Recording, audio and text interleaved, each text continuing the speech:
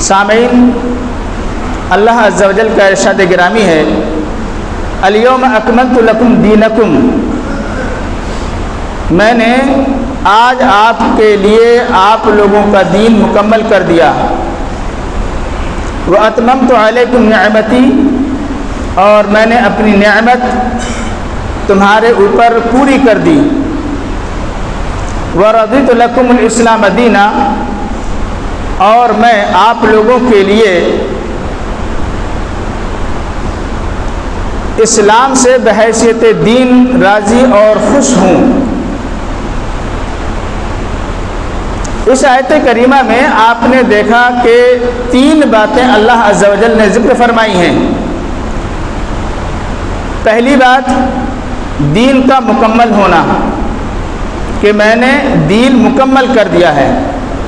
دوسری بات آپ نے سماعت کی، میں نے اپنی نعمت آپ لوگوں کے اوپر پوری کر دی ہے۔ تیسری بات آپ نے سماعت کی کہ میں آپ لوگوں سے بحیثیت دین اسلام سے ہی راضی اور خوش ہوں۔ ان تینوں چیزوں کی، تینوں باتوں کی حقیقت پر تھوڑا سا آپ کو بیان کرنا ہے اور آپ کو یاد دلانا ہے کہ آپ اپنے آپ کو سوچئے کہ ہم پھر اپنے اس مذہب اسلام کے تعلق سے کر کیا رہے ہیں۔ دیکھیے، پہلی بات تو یہ سمجھ میں آئی کہ اللہ نے فرمایا میں نے آپ لوگوں کے لیے آپ کا دین مکمل کر دیا ہے، تو کلیئر سی بات سمجھ میں آ گئی کہ یہ مذہب اسلام جو ہے، یہ ہمارا جو دین ہے، یہ اللہ عز و جل کا نازل کیا ہوا دین ہے۔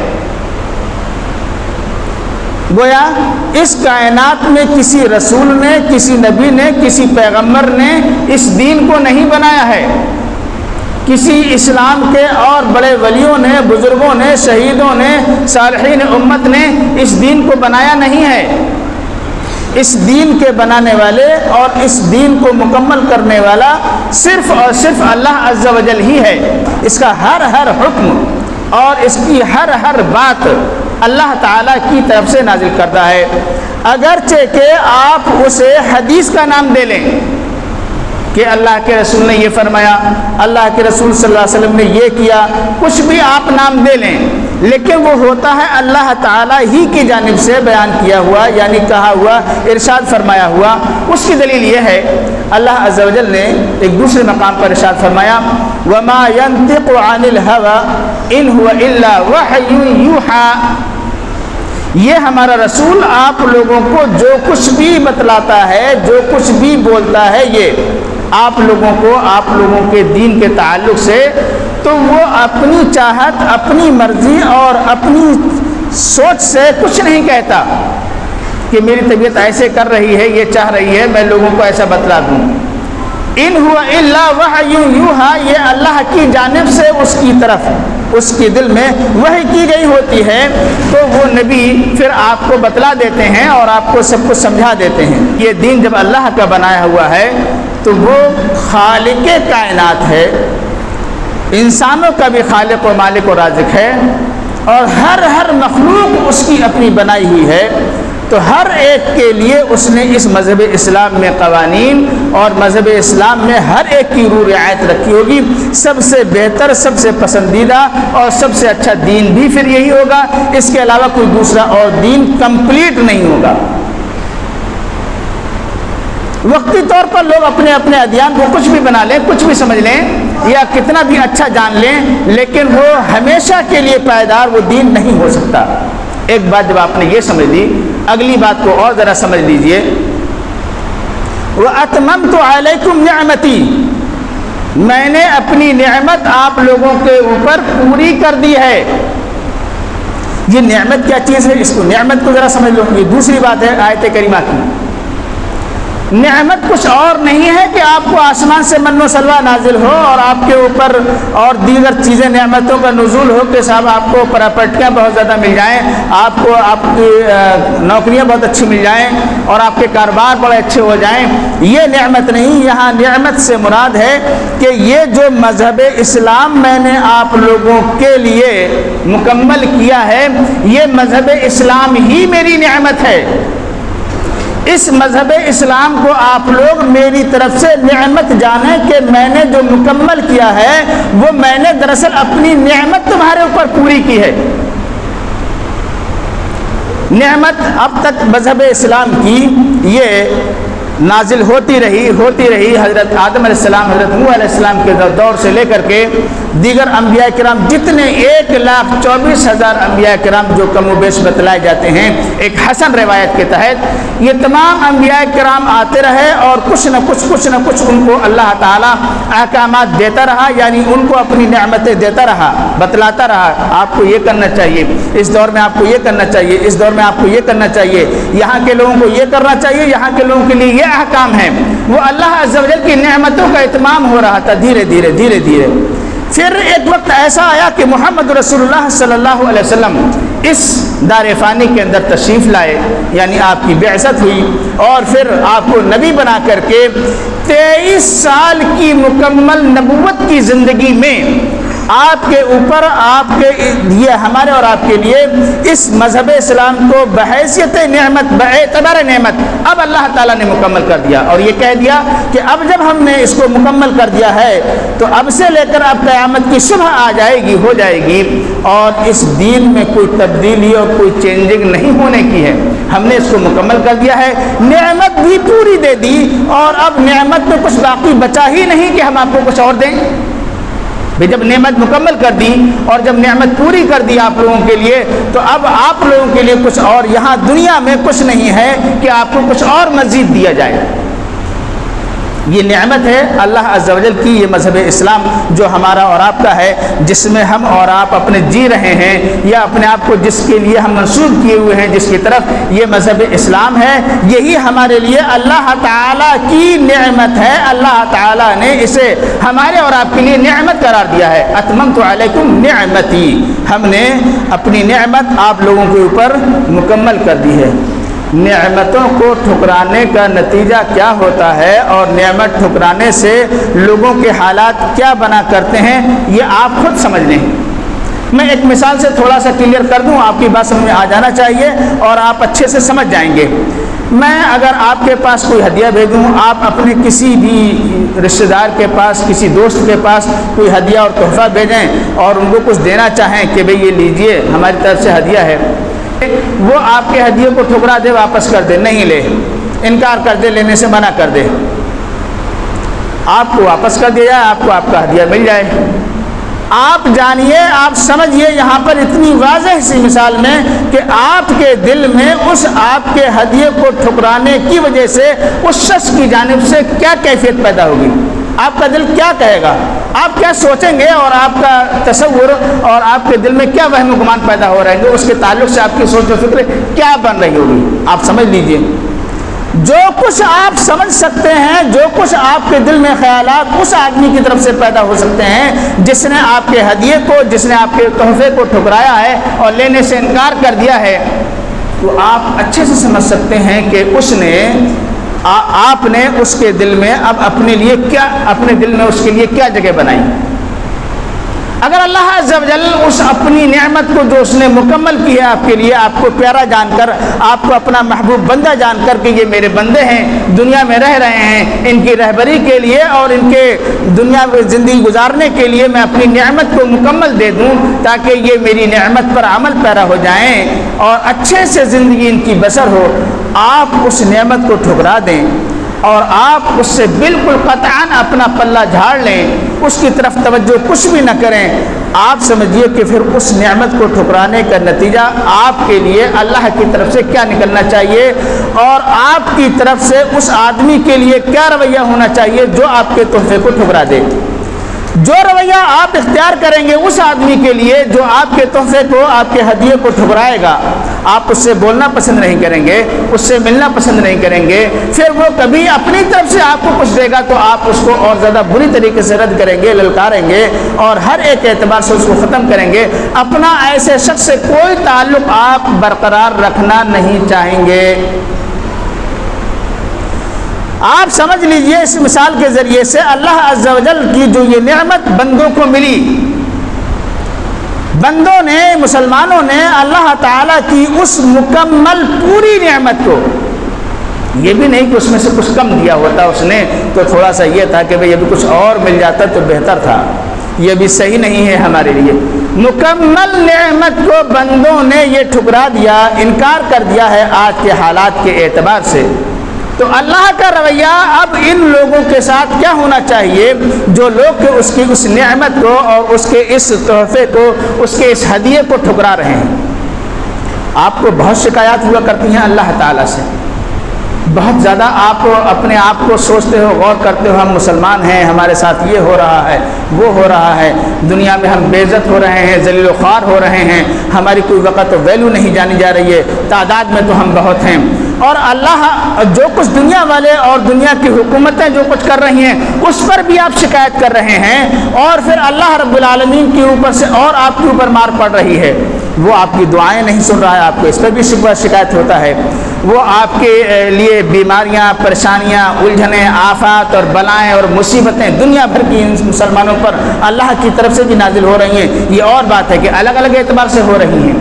انفرادی طور پر ہو رہی ہیں۔ پھر اس کے بعد میں آپ دیکھیں گے کہ اللہ تعالیٰ کی کچھ عذابی شکلیں بھی آتی ہیں۔ مثلا ابھی میرے پاس شکایت آئی کہ مولانا صاحب ذرا دعا کرا دیجئے گا کہ اللہ تعالیٰ بارش کر دے، بہت دنوں سے بارش نہیں ہو رہی ہے، لوگ پریشان ہو رہے ہیں، آئیے ذرا ہم دعا ہی کر لیں، الہ العالمین اللہم صیبا نافعا، اللہم صیبا نافعا۔ تو سامعین میں یہ عرض کر رہا تھا کہ آپ کو شکوہ بہت ہوا کرتا ہے کہ اللہ تعالیٰ ہمارے اوپر اپنی رحمت نہیں کر رہا ہے، ہماری طرف دیکھ نہیں رہا ہے، اللہ تعالیٰ ہماری سن نہیں رہا ہے۔ مسلمان ہر دور میں اس وقت ہر جگہ تقریب پریشان ہیں اور مسلمانوں کی ذلت و خواری ہو رہی ہے، مسلمان یہ ہو رہے ہیں، مسلمان ایسے ہو رہے ہیں، مارے جا رہے ہیں، کاٹے جا رہے ہیں، ستائے جا رہے ہیں، ان کی کوئی ویلیو نہیں ہے۔ عجیب بات ہے، عجیب شکوہ ہے، میری سمجھ میں نہیں آتا، میں آپ کو کیسے سمجھاؤں، میں آپ کو کیا بتاؤں۔ شکوے شکایات آپ کی زبان پر آیا کرتے ہیں، آپ ذرا یہ نہیں سوچا کرتے کہ ہم کیا کر رہے ہیں۔ جس اسلام اور جس مسلمان ہونے کا آپ واسطہ دے کر کے اپنے لیے اللہ تعالیٰ سے شکایت کرتے ہو، آپ کیسے شکایت کرتے ہو؟ ہم اللہ کے بندے ہیں، ہم اللہ کے دین کو ماننے والے ہیں، ہم مسلمان بندے ہیں، ہم اللہ کی بات کرنے والے ہیں۔ تو آپ نے کون سا واسطہ دیا شکایت میں کہ اللہ ہم تیرے دین کو ماننے والے، تجھے ماننے والے اور تیرے دین کو قبول کرنے والے ہیں، تیرے نبی کی امت ہیں، ایسے آپ کہتے ہیں۔ اس وجہ سے ہمیں پریشان نہیں ہونا چاہیے اور ہماری ہر جگہ ہر دور میں عزت ہونا چاہیے۔ بات تو صحیح ہے۔ اگر آپ اسی نام سے واسطہ دیتے ہیں اور اسی نام کے ذریعے سے اپنی شکوے شکایات کرتے ہیں تو شکایات تو آپ کی درست ہیں، لیکن کیا کارنامے آپ کے صحیح ہیں؟ سنو، ہمیشہ کے لیے سنو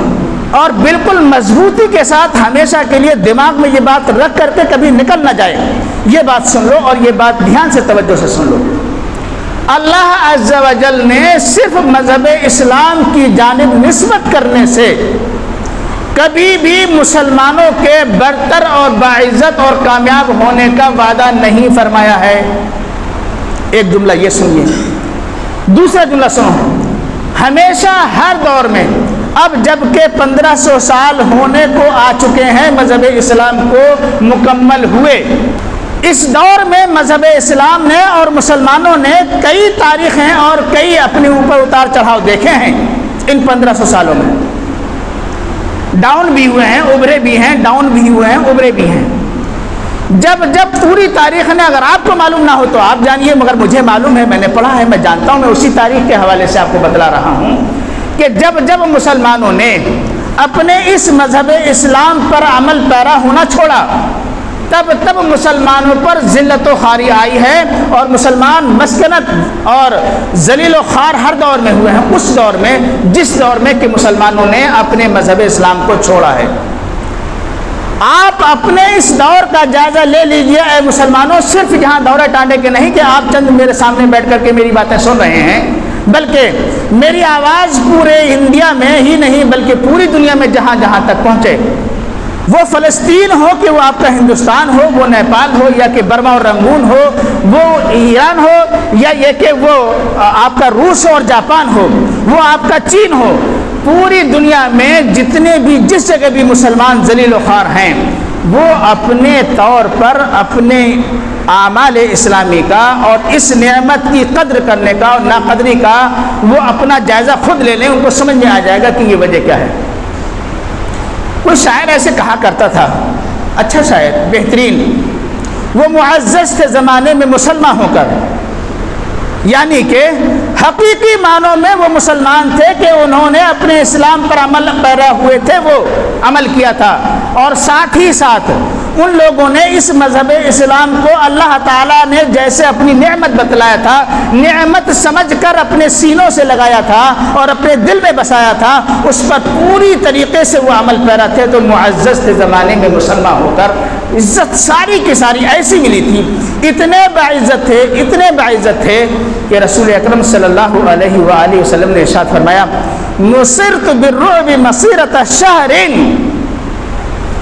مجھے کوئی ایسا ویسا کوئی کمزور اور کوئی بے وقت مذہب اسلام نہیں دیا گیا ہے، یہ مذہب اسلام مجھے وہ مذہب دیا گیا ہے، وہ مجھے وہ نعمت دی گئی ہے،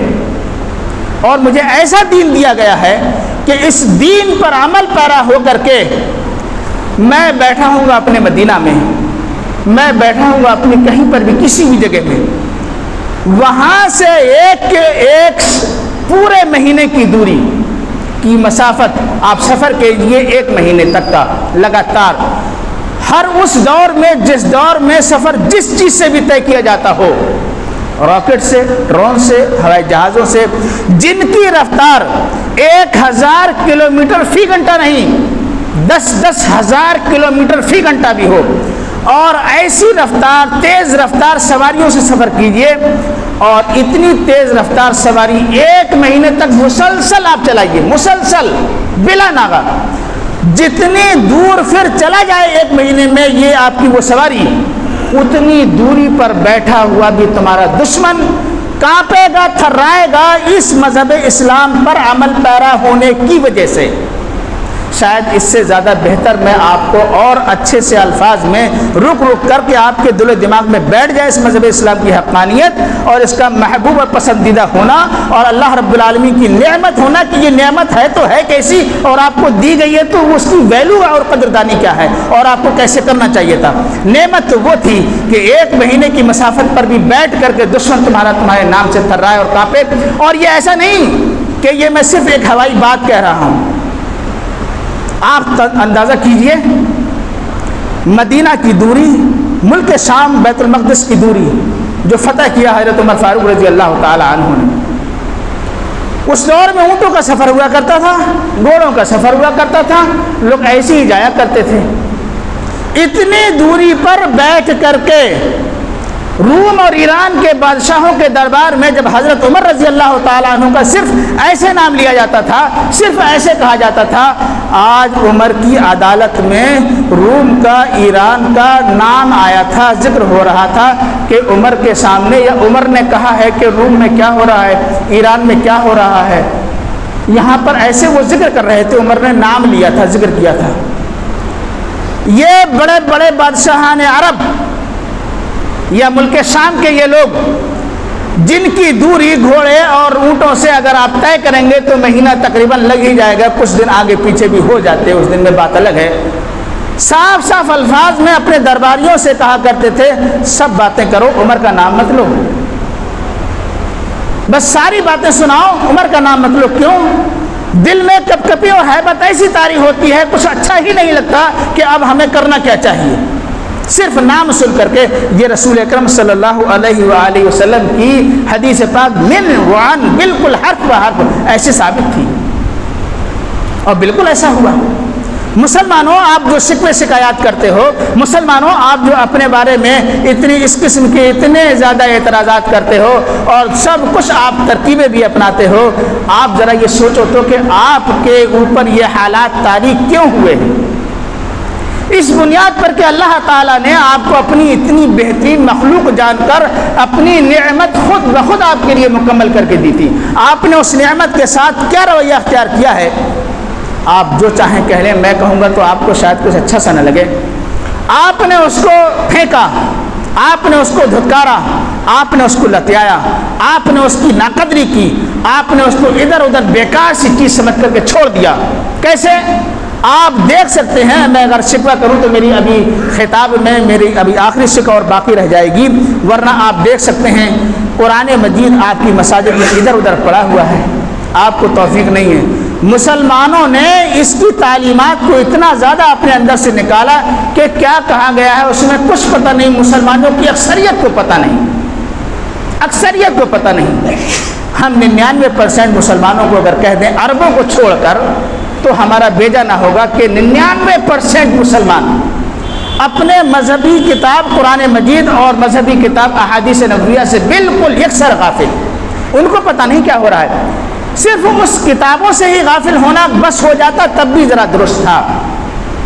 ارے صرف اتنا ہوتا کہ یار ہماری کتاب میں لکھا کیا ہے ہمیں پتہ ہی نہیں ہے تو ہم عمل کیا کریں۔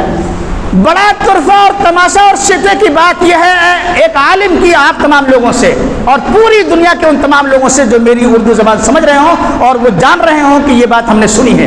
تمام مسلمانوں سے میرے اکیلے کا شکوہ یہ ہے علماء کا کہ اگر آپ صرف قرآن مجید کی تعلیمات پر عمل نہ کرتے اس بنیاد پر کہ آپ کو پتہ نہیں ہے تو چلتا۔ افسوس، مزید افسوس، افسوس پر افسوس تو یہ ہے ایک ایک قرآن مجید کی آیت کو کھول کھول کر علماء اور احادیث نبویہ صلی اللہ علیہ وسلم کا ترجمہ اور اس کی وضاحتیں آپ کو خطبات کے طور پر پیش کی جاتی ہیں، جلسوں کے طور پر پیش کی جاتی ہیں۔ امت محمدیہ کے 72 فرقوں میں سے تقریباً مذہب فرقہ اہل حدیث ایک وہ واحد فرقہ ہے جو تنے تنہا سارے فرقوں سے لڑتا اس بات پر ہے کہ ان کے یہاں خطبات جمعہ صرف عربی میں پڑھ دیا، بات ختم، چلو بھائی نماز پڑھو، چھٹی۔ اور ہمارا جھگڑا صرف اس بات پر ہوا کرتا ہے کہ عوام کو یہ مذہب اسلام کی تعلیمات، ان کے دین کی تعلیمات ان کی زبان میں پہنچانا ضروری ہے اور لازمی ہے، ان کو سمجھائیں گے، ان کو بتائیں گے، ان کو اس پر عمل کرائیں گے۔ تو طرفہ اور تماشا یہ ہے، افسوس پر افسوس یہ ہے کہ اگر تمہیں صرف یہ کہا جاتا کہ ہمیں پتہ نہیں اس میں کیا لکھا ہے قرآن و حدیث میں، ہم عمل کیا کریں۔ آپ نے تو سمجھانے کے باوجود، ان کی وضاحت اور تفسیر کر دینے کے باوجود آپ نے تو اس کا وہ تماشا کیا، نہ تو علماء کی قدر جانی اور نہ وہ جو باتیں بتلا رہے ہیں ان کی قدر جانی، اور تمہاری طرف سے سننے کو یہ ملتا ہے، مجھے میرا دل کٹتا ہے، میرا دل کوڑتا ہے، ارے یہ تو مولویوں کی باتیں یاد چھوڑا نا، کہاں تک بات کر رہے ہو، یہ مولوی تو ایسے کہتے ہی ہیں، یہ مولویوں کے چکر پڑے ہو تم۔ غور ایمان کی آپ ذرا خیر تو منائیے، اور شکوے کی زبان کھولنے سے پہلے ذرا یہ تو تصور کر لیجئے کہ ہم اللہ تعالیٰ سے بارشوں کے شکوے کریں، ہم اللہ تعالیٰ سے اپنی ناقدری کے، اپنی بے عزتی کے شکوے کریں، ہم اللہ عز و جل سے اور دیگر باتوں کے شکوے کریں کہ ہمارے ساتھ یہ ہو رہا ہے، ایسا نہیں ہو رہا ہے، ویسا نہیں ہو رہا ہے، ہم ایسے ہیں ہم ویسے ہیں، اور آپ کا عمل اور آپ کا طور و طریقہ کیا ہے؟ اس نے نعمت دی آپ کو اپنی بہترین مخلوق سمجھ کر۔ بتاؤ تم لوگ جو سب سے اچھی مخلوق ہو، بتاؤ انسانوں، تم ذرا غور کرو، تم اللہ تعالیٰ کے سب سے محبوب مخلوق ہو، سب سے زیادہ محبوب نبی کی پھر امت میں بھی ہو، یعنی اپنے آپ کو مسلمان کہتے ہو، اپنے آپ کو امت محمد صلی اللہ علیہ وسلم کا پیروکار کہتے ہو، اپنی نسبت بہت اچھے انداز میں اپنے نبی سے کرنا چاہتے ہو، تو اگر آپ اتنے زیادہ محبوب نبی کی اور اتنے مراتب والے نبی کی امت میں ہیں، جس نبی کا مرتبہ وہ کیا جانے، جن کو صرف یہ کہنا آتا ہو کہ گناہ گاروں کو بخشوا لیں گے اور شافی المذنبین ہیں اور ایسے ہیں اور ویسے ہیں، وہ رسول کا مرتبہ کیا جانے۔ رسول کا مرتبہ اگر آپ کو سننا ہے تو مجھ سے سن لو اور اہل حدیث کی زبان سے سن لو کہ رسول کا مرتبہ کیا ہے۔ علماء اہل حدیث کا یہ عقیدہ ہے، علماء اہل حدیث کا اور تمام اہل حدیث کا یہ عقیدہ ہے کہ اللہ عز و جل کے بعد اگر کسی کا مرتبہ ہے تمام مخلوقات میں، پوری کائنات میں، ساتوں زمینوں میں اور ساتوں آسمانوں میں، اگر کسی کا مقام و مرتبہ ہے تو صرف اور صرف محمد رسول اللہ صلی اللہ علیہ وسلم کا مرتبہ ہے، بقیہ کسی کا مرتبہ نہیں۔ نہ ہمارے ماں باپ کا کوئی مرتبہ و مقام ہے ان کے سامنے، نہ ہمارے پیروں، ولیوں، شہیدوں اور صالحین امت اور صحابہ کرام اور تمام انبیاء کرام، کسی کا کوئی مرتبہ نہیں۔ اگر مرتبہ اور مقام ہے تو محمد رسول اللہ صلی اللہ علیہ وسلم کا مقام ہے اللہ کے بعد، یہ ہے وہ مقام۔ کسی نے کہا ہے، فارسی کا ایک شعر ہے، حسن یوسف دم عیسیٰ ید بیدا داری، آنچ خوباں ہمہ دارند تو تنہا داری۔ جتنے بھی انبیاء کرام کو معجزے ملے تھے، کسی کو اللہ تعالیٰ نے حسن کا معجزہ دیا تھا، کسی کو اللہ تعالیٰ نے لاٹھی کا معجزہ موسیٰ علیہ السلام کو دیا تھا، اور عیسیٰ علیہ السلام کو ان کے پاور کا معجزہ دیا تھا کہ وہ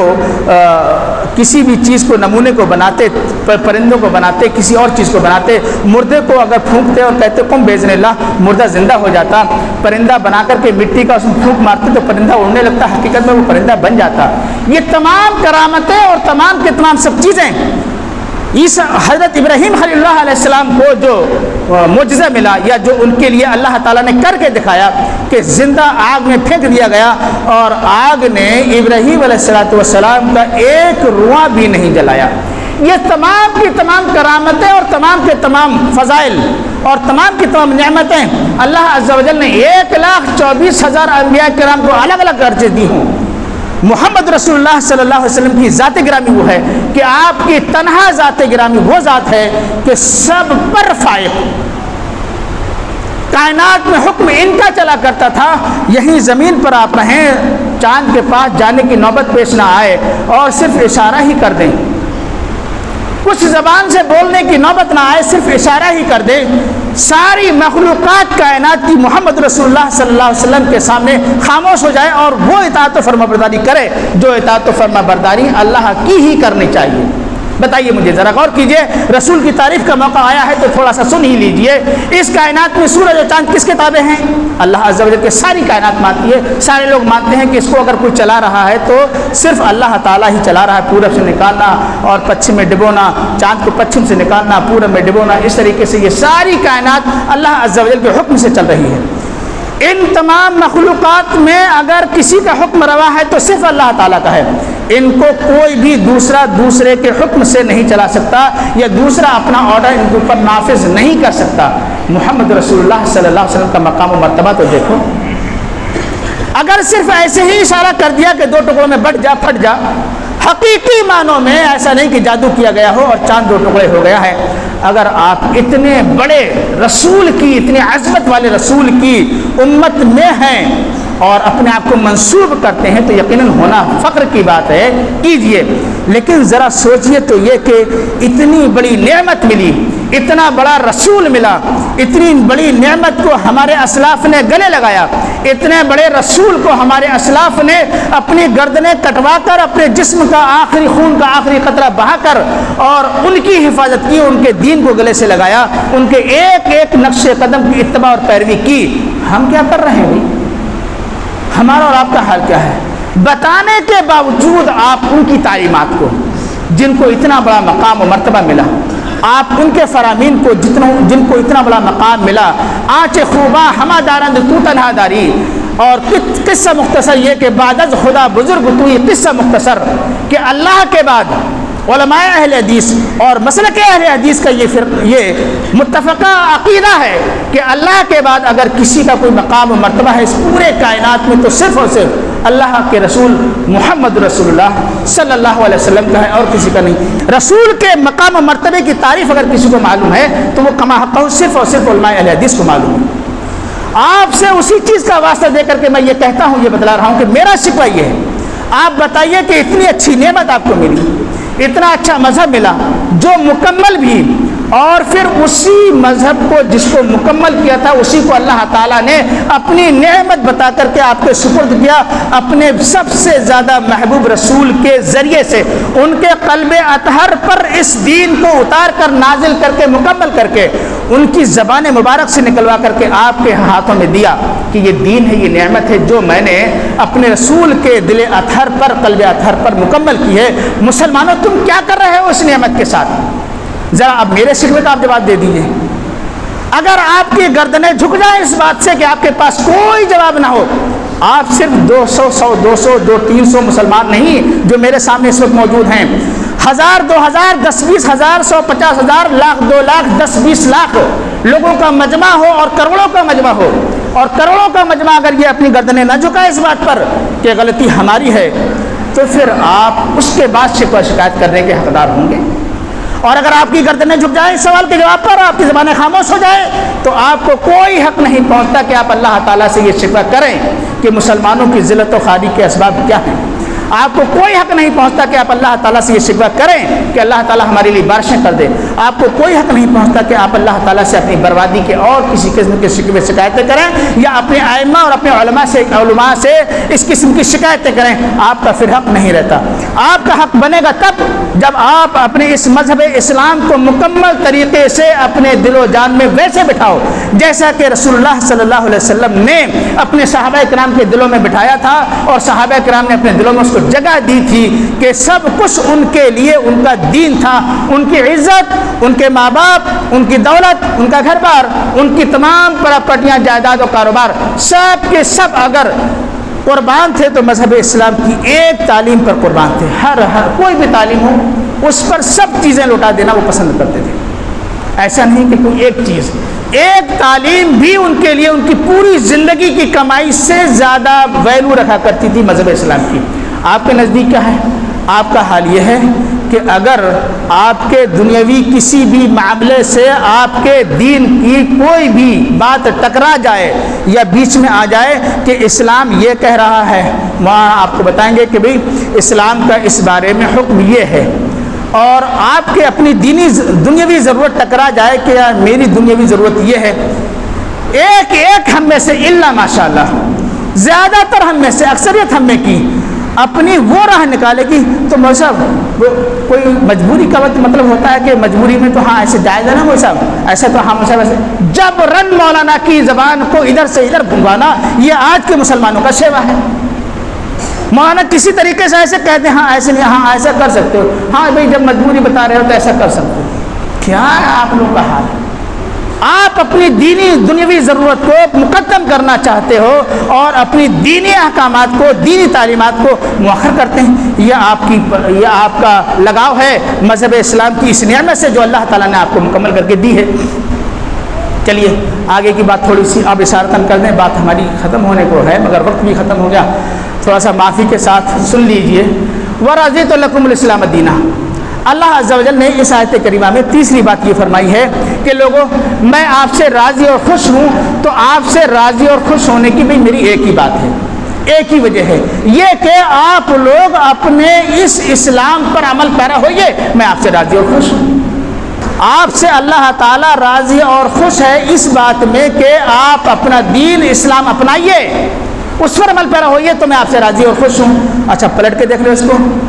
تو اگر میں راضی اور خوش نہیں ہوں گا تو اس بات سے راضی نہیں ہوں گا کہ آپ میرے دین کو چھوڑ دیں گے تو میں آپ سے راضی نہیں ہوں گا. بھئی ظاہر سی بات ہے. ایک بات اور ہمیشہ کے لیے اپنے دل و دماغ میں محفوظ رکھیے, اللہ تعالیٰ نے اپنے بندوں سے کبھی کچھ نہیں چاہا اور کبھی قیامت تک کچھ نہیں چاہے گا. اللہ تعالیٰ اپنے بندوں سے سوائے اس کے کہ صرف یہ چاہتا ہے کہ میرے بندے میرے نازل کیے ہوئے دین پر عمل پیرا ہو جائیں, اس کو گلے لگا لے, اسی کو وہ اچھی طریقے سے فالو کریں اور اسی کو وہ اپنا حفظ جاں بنا لے. صرف اللہ کا مقصد یہ ہے. تم ایسا اس کی مرضی کا کر دو, وہ تمہاری مرضی کا کر دے گا. بھائی